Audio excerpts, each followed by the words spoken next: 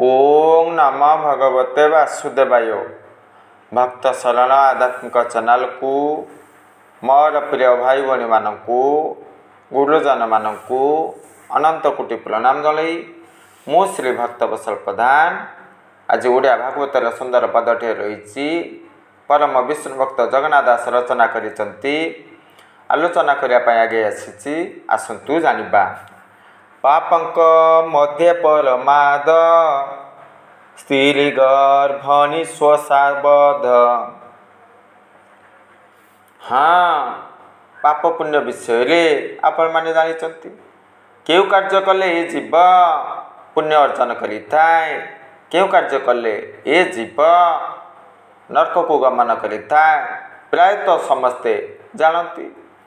तेबे कौन पाई पाप कार्य रे लिप्त रहती, मोहित हुअती, भ्रमित हुअती।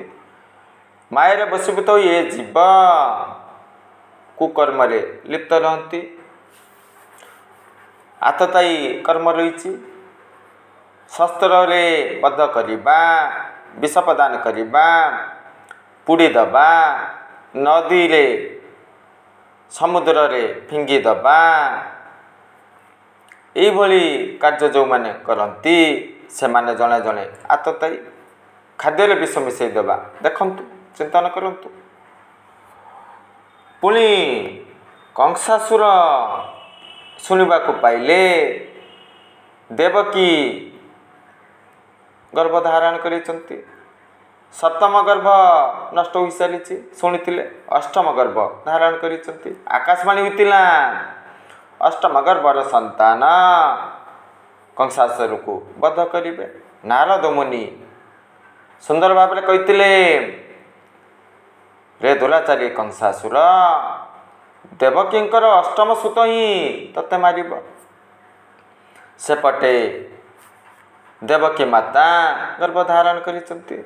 मन मन चिंतन करुचंती, अरे मु कौन करिबी, मु तो शुणिची नारद मुनि कहिसंती, आकाशवाणी होइची देवकींकर अष्टम संतान मते मारी देबे।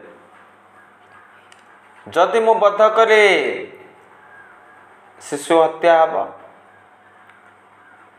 अधिक पाप अर्जन करी नरक को जीवी। जदि मु बध न करे से पिला मते मारिदेव। मु मरिबाकू चाहे ना, संसारी दबाकू मरिबाकू चाहती कि पुणी तम गुण को धारण करिसंती कंसासुर। किभली भाबरे मरिया पाई इच्छा प्रकाश करिवे। मने मने दुख कले, चिंता कले, अरे कौन करिबी। पुणे कहउचंती जो माने कन्या को नारी को बध करंती स्वसा अर्थात भगौनी, भौनी को जो मैंने बद्ध करती गर्भ धारण करिथिबा जीव जंतु नारी को जीए बद्ध करती एमाने अधिक पाप अर्जन करती। अधिक पाप अर्जन कले ए जीव जमादंड भोग करिब, नरक को जीव। यही तीन कार्य जो माने करती जीवन थाउ थाउ मरी जाते। दुई प्रकार मृत्यु थाए ना, काल द्वारा ये जीव मृत्युवरण करती। पुणी आउ गोटे मृत्यु होउची लोक माने निंदा करिवे, अपजस जदि ये जीव अर्जन करे छिछा करिवे ना, निंदित हेबे। एहा मध्य मृत्यु सहित समान। तेबे मु कौन करिबी, मु कौन करिबी, यही सब कथा चिंतन करुथिले। कौन करिवे, मायार भ्रमित हेबे। पुणी चिंतन करुचंती, ना मु जीवी, मु देवकी को बध करिदेवी, वसुदेव को बध करिदेवी, गर्भ नष्ट करिदेवी, पेट चिरीदेवी, खड्गरे खंड खंड करिदेवी। यही सब कथा चिंतन करुचंती। तापर कौन घटिब, भगवान जोग माया बल रे कौन करिवे, वसुदेव सहित गोपपुर को आसिबे। पुणी से वसुदेव जोगमाया को छाती धरी प्रत्यागमन करेंगे। जेतेबेले से जोगमाया आद्याशक्ति कन्या रूप में आसी ना जमशिला कंसासुर बध करने चेष्टा करेंगे आकाशवाणी हम ना रे मूर्ख तू मत कौन मारू तत्ते मारिबापी गोपपुर रे जन्मग्रहण कर सारी सबू घटना घटब। तेबे कौन पाई नारद मुनि कहले देवकींकर अष्टम गर्भर संतान तुमको बध करेंगे। नारद मुनि भल भाव जानी जो माने शिशु हत्या करती शिशुबद्ध करती